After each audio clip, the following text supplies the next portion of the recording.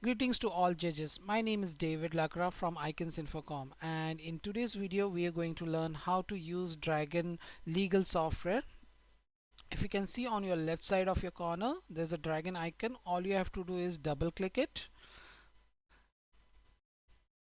and the Dragon legal software will get launched like this, and you can see the toolbar.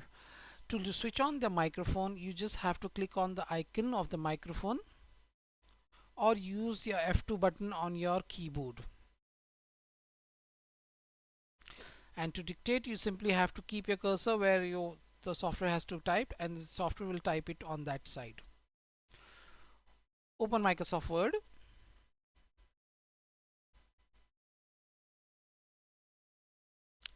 This is an application filed by the respondent under the section 340 of the Code of the Criminal Procedure.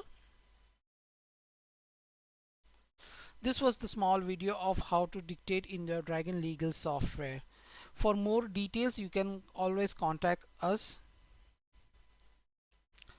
New line. Insert service support details. Thank you for watching.